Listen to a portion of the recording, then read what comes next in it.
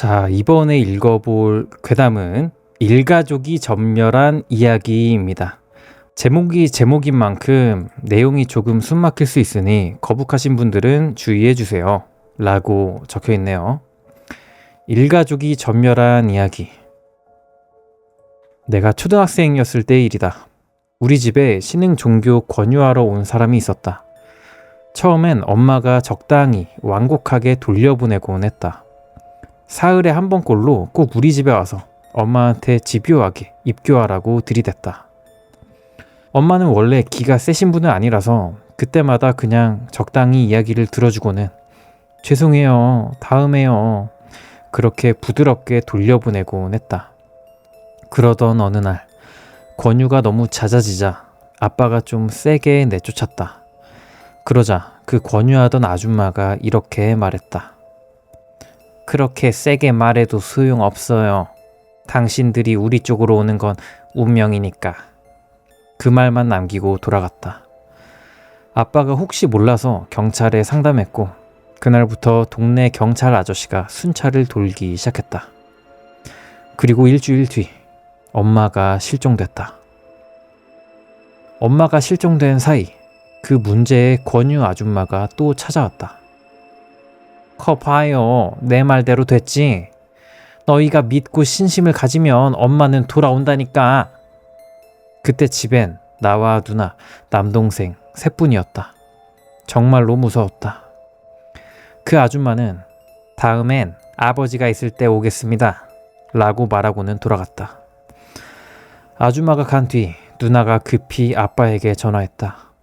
아빠는 지금 바로 들어갈게 라고 말하고 전화를 끊었다. 나는 울고 있는 남동생을 달래며 엄마가 제발 빨리 돌아왔으면 속으로 그렇게 빌었다. 하지만 결국 엄마는 돌아오지 않았다. 누나는 학교 선생님에게 연락해 지금 이런 상황이라 당분간 학교를 쉬게 해주세요 라고 전했다. 그 뒤로는 경찰 아저씨랑 선생님이 종종 우리 집에 와주었다. 아빠는 회사에서도 꽤 높은 자리였는데 하필 결산 시즌과 겹쳐 도저히 쉴 수 없다고 했다. 나는 중학생이었고 동아리 활동도 하고 있었지만 상황이 상황이라 종례가 끝나며 바로 집으로 돌아왔다. 선생님도 그런 나를 신경 써주셨다. 그렇게 한동안은 나, 남동생, 누나 셋만의 생활이 이어졌다. 가끔은 누나 담임 선생님도 함께 밥을 먹곤 했다. 그게 참 든든했다. 그 뒤로 한동안 그 권유 아줌마는 나타나지 않았다. 겉보기에는 평화로웠다. 하지만 엄마의 행방은 여전히 알 수 없었다. 실종 신고도 오래전에 해둔 상태였지만 진전은 없었다. 경찰도 종종 찾아와 상황을 물었지만 엄마한테서 연락은 끝내 오지 않았다. 이젠 정말로 막막해졌다. 우리도 생각하고 싶진 않았지만 조금씩 이런 생각이 들기 시작했다. 엄마는 이제 못 돌아오는 게 아닐까? 내 운동회가 있었다. 남동생이랑 누나, 아빠가 와줘서 오랜만에 조금은 즐거웠다. 가족끼리 레드 랍스터라는 패밀리 레스토랑에서 좀 호화롭게 밥을 먹고 집으로 돌아왔다. 현관문 잠금이 열려 있었다. 그리고 현관에서 불단 있는 방까지 발자국이 잔뜩 남아 있었다. 도둑이다! 아빠가 소리쳤다. 하지만 결론적으로 도둑은 아니었다. 불단이 닫혀 있었고 파란색 박스 테이프로 봉인돼 있었다. 누나는 하고 비명을 지르면서 덜덜 떨고 있었고 남동생도 엉엉거리며 울부짖었다. 정말로 너무 기묘했다.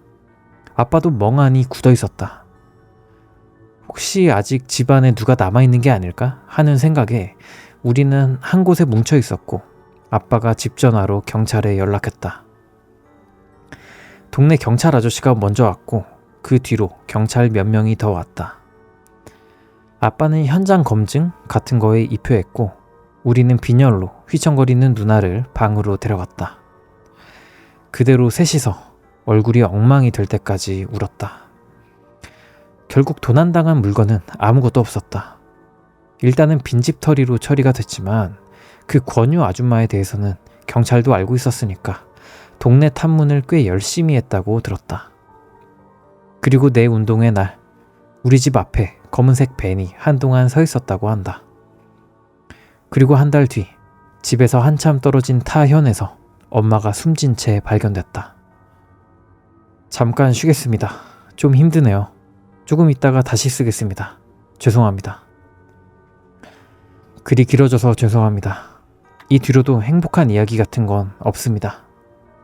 엄마가 발견된 곳은 군마현의 산속, 목을 맨 상태였다고 한다. 그런데 손이 등 뒤로 묶여 있었다. 이상하게도 느슨하게 묶여 있어서 마음 먹고 풀려고 하면 풀 수 있을 정도였다고 한다. 나는 그때의 상황을 잘 기억하지 못한다. 자세한 이야기는 나중에 아빠에게 들었다. 경찰은 살자가 아니라 타살로 보고 수사를 시작했다. 하지만 단서가 될 만한 건 아무것도 없었다. 엄마가 실종됐던 게 거의 1년쯤. 그동안 어디에 있었는지, 어떻게 살았는지는 전부 미궁이었다. 수사는 아무런 진전도 없는 채로 이번엔 누나가 당했다. 누나는 장을 보러 돌아오는 길에 성폭행을 당했다. 무자비하게 얻어맞고 당하던 도중에 행인이 발견해 구해줬다고 한다. 범인은 지적장애가 있는 남성. 그 남자의 부모가 잠깐 눈을 뗀 사이 누나에게 달려들었다고 했다. 사람들 눈이 있는 곳에서 화장실로 끌고 들어갔다고 했다. 왜 아무도 못 막았는지 나는 아직도 그 주변을 지나가던 사람들에게 원망이 남아있다.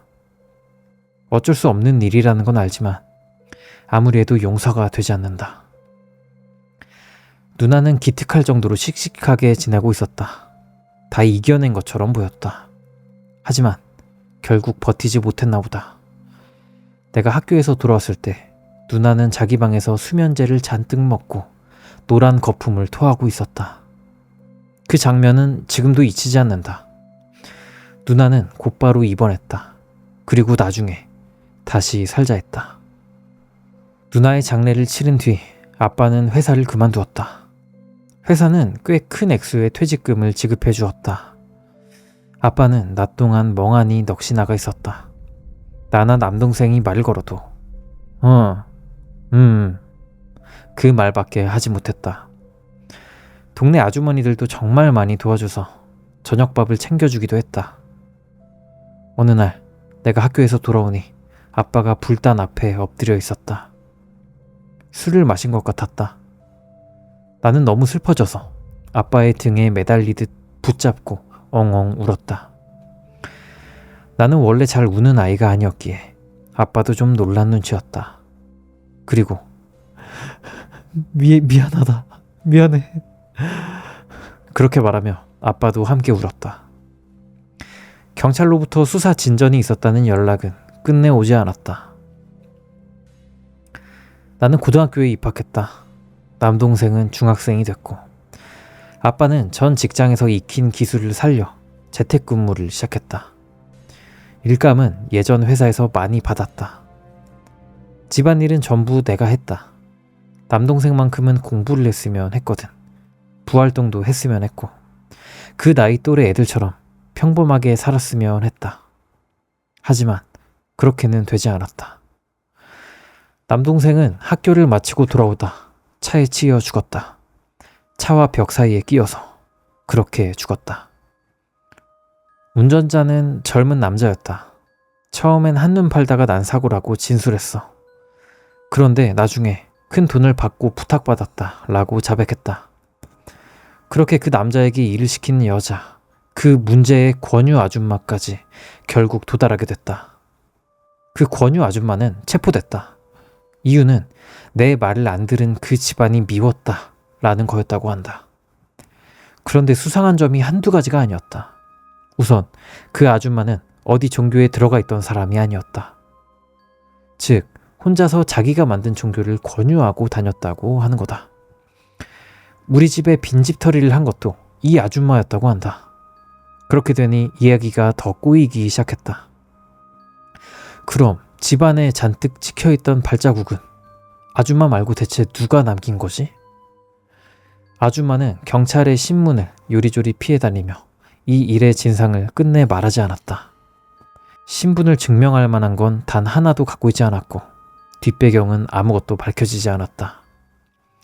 다만 돈은 엄청 갖고 있었는데 그 돈의 출처도 알 수 없었다. 아무것도, 정말 아무것도 알 수가 없었다. 억울했다. 분해서 미칠 것 같았다. 분노밖에 남지 않았다. 그 아줌마는 구금 중에 죽었다.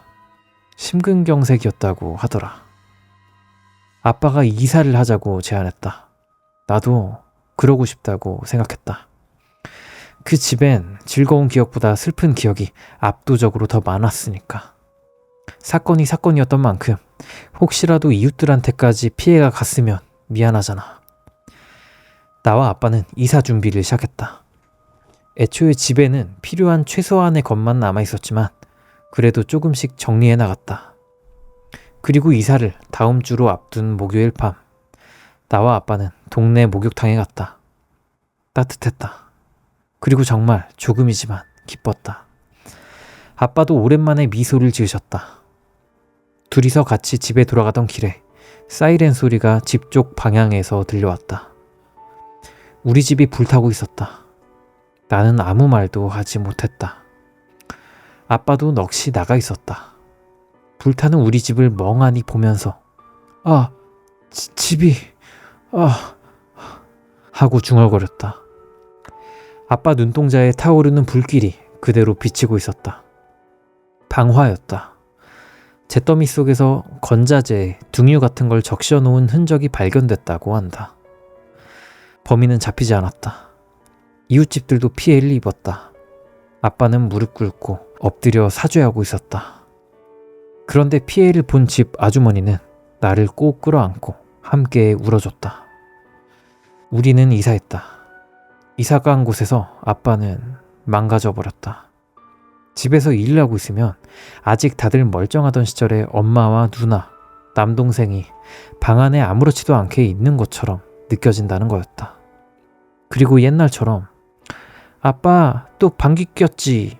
응? 있잖아. 다음 주에 가모가와 시월드 수족관 가고 싶어. 그런 식으로 말을 걸어오는 것 같았다고 한다. 사실 나도 가끔 보이긴 했지만 이건 환각이다 라고 스스로 되뇌며 철저하게 무시했다. 그런데 어느 날 나와 아빠 둘이 저녁을 먹고 있을 때였다.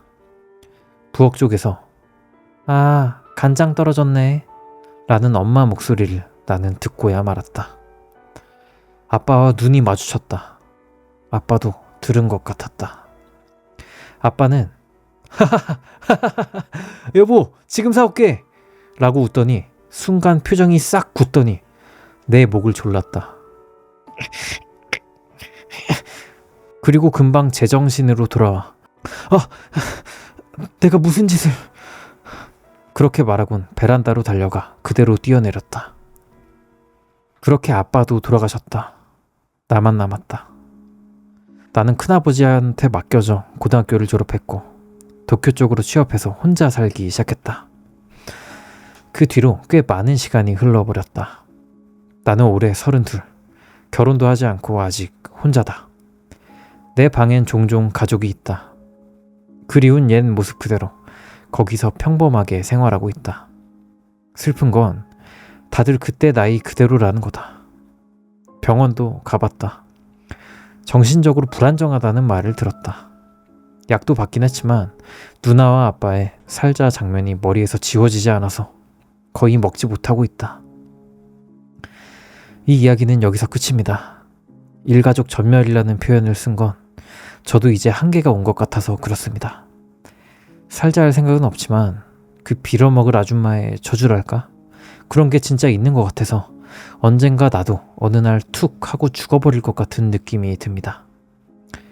내가 니찬에 이 글을 쓴 건 나와 내 가족이 예전에 치바현에 존재했다는 걸 기록으로 남겨두고 싶었기 때문입니다. 나 잠깐 밥 좀 먹고 올게. 질문들에 대한 답변은 이따 올릴게요. 여기 질문이 또 올라오고 다행히도 글쓴이는 사라지지 않고 답변을 남깁니다. 그럼 결국 이게 종교 쪽 일이라는 거야?